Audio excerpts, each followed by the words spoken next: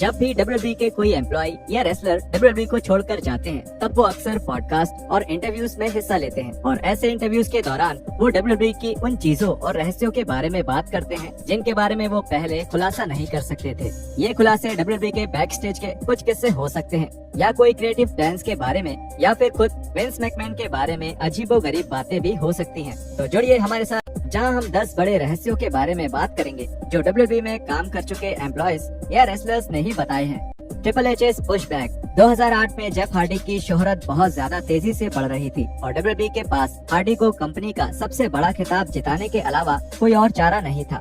हालांकि इस बात से डब्ल्यूडब्ल्यूई के कई सारे स्टाफ मेंबर्स सहमत थे, लेकिन एक बड़ा रेसलर इस फैसले के खिलाफ था। डब्ल्यूडब्ल्यूई के पुराने राइटर फ्रेडी प्रिंस जूनियर के मुताबिक डब्ल्यूडब्ल्यूई को ट्रिपल एच से काफी विरोध देखने को मिला था, जिन्होंने ये सवाल किया था कि क्या हार्डी ये टाइटल जीतने के लिए पूरी तरह से तैयार है। ट्रिपल एच ने ये सवाल भी उठाया कि क्या हार्डी पर भरोसा किया जा सकता है, और ये साफ था कि ये सब उनके आपसी मतभेद की वजह से था। आखिरकार विंस मैकमैन इस बात से राजी हो गए कि हार्डी को डब्ल्यूडब्ल्यूई चैंपियन बनाना चाहिए, लेकिन फ्रेडी प्रिंस जूनियर की बैक स्टेज की ये कहानी ट्रिपल एच को अच्छा नहीं दिखाती। The exploitation of Eddie Guerrero's passing. WWE को 2006 में कड़ी आलोचना मिली थी जब एडी गुरेरो की मौत को रे मिस्टीरियो और रैंडी ऑर्टन के बीच के फ्यूड को आगे बढ़ाने के लिए इस्तेमाल किया गया था। इस बदनाम फ्यूड के दौरान गुरेरो का नाम बार बार लिया गया था और एक बार तो रैंडी ऑर्टन ने ये तक कह दिया कि गुरेरो नर्क में है। रेसलिंग इन के साथ एक इंटरव्यू में ये सामने आया कि विंस मैकमैन ने ऑर्टन को गुरेरो के नर्क में होने वाली बात कहने के लिए बहुत फोर्स किया था, और गुरेरो से जुड़े इस डायलॉग को बोलने के लिए मैकमैन की इतनी कोशिश भी एक वजह थी जिसके कारण वो डब्ल्यूडब्ल्यूई छोड़ना चाहते थे। कोई भी सहमत नहीं था, लेकिन विंस इसके लिए कहते रहे और वो ऐसा बार बार कर रहे थे। हर हफ्ते उन्होंने इस बात को एक अच्छे तरीके से भी बताने की कोशिश करी, जैसे धार्मिक बातों के बाद अचानक उसको खत्म कर देना। उन्होंने अपने दिमाग में खुद को भरोसा दिला दिया था, ये कहकर कि एडी वहाँ ऊपर इस वक्त हंस रहे हैं क्योंकि उन्हें ऐसी चीजें बहुत पसंद थी। उनके हिसाब से गुरेरो ऐसी चीज के लिए हमेशा तैयार रहते थे। तुम ऐसा कैसे कह सकते हो? ये बस उनके बोलने का तरीका ही था जो ऐसी चीज को थोड़ा कम अजीब और बुरा बना रहा था। ये उन चीजों में से एक है जिन पर मैं सहमत नहीं था और उस कमरे में मौजूद सभी लोग असहमत थे।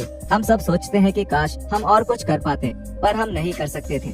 हम सब ने सवाल किए, पक्का हम इसको और आराम से बोल सकते हैं? नहीं, वो और कोई तरीका नहीं चाहते थे, इसलिए हम कुछ नहीं कर सकते थे और ये बहुत बुरा एहसास था और ये सबसे पहली वजह बन गई जिसकी वजह से मुझे दूसरी चीजों के बारे में सोचना पड़ा था। अब ये बात गौर करने वाली है कि खुद ऑर्टन भी इसके खिलाफ थे, लेकिन मैकमैन बार बार ऑर्टन को समझाते रहे और ऑर्टन ने बस अपना काम किया। Vince McMahon's obsession with height. ये बात किसी से नहीं छुपी कि विंस मैकमैन को अपने रेसलर्स लंबे और तगड़े पसंद है, लेकिन जब तक डब्ल्यूडब्ल्यूई के एक पुराने क्रिएटिव मेंबर क्रिस जेरिको के एक पॉडकास्ट पर नहीं आए, तब तक किसी को नहीं पता था कि मैकमैन की ये पसंद किस हद तक है। गौर के मुताबिक 2007 में डोनाल्ड ट्रंप के साथ मैकमैन के फ्यूड के दौरान मैकमैन इस बात से बेहद नाराज थे कि ट्रंप ने एक ऐसा कोट पहना था जिससे वो उनसे लंबे लग रहे थे।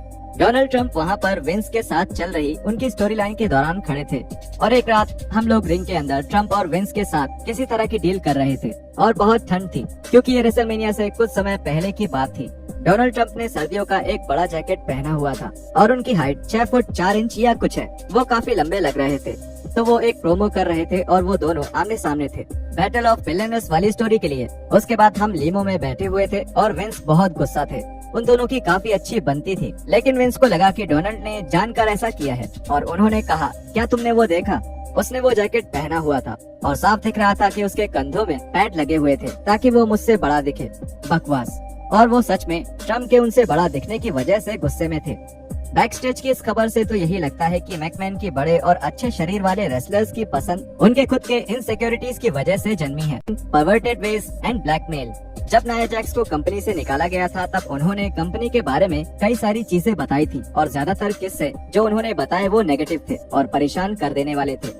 एक ट्वीट में जैक्स ने बताया कि डब्ल्यूडब्ल्यूई के ऊपर के अधिकारी बहुत ही गंदी नियत वाले हैं और कंपनी के कुछ लोग अपनी नौकरी बचाने के लिए ब्लैकमेलिंग का सहारा लेते हैं। वो पूरा ट्वीट कुछ ऐसा था, ये शर्म की बात है।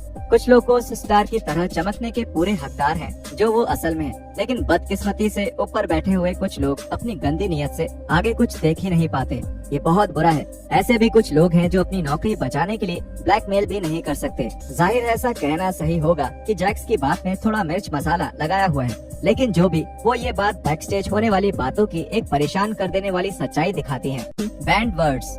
रेसलमेनिया 35 के ट्वीट अलोंग के दौरान WWE के पुराने राइटर डेव शिलिंग ने कुछ शब्दों की एक लिस्ट ट्वीट करी थी जिन्हें WWE में बैन किया गया था। ये शब्द हर तरह के थे, जैसे कि बेल्ट या दूसरी लाइंस जैसे हियर वी गो और नंबर 1 कंटेंडर। ये सारे बैन किए गए शब्द अक्सर रेसलर्स के प्रोमो के लिए होते हैं, लेकिन अनाउंसर्स को भी इसको मानना पड़ता है और इस बात से मुकरने की वजह से रेसलर्स विंस मैकमैन के साथ परेशानी में भी पड़ सकते थे।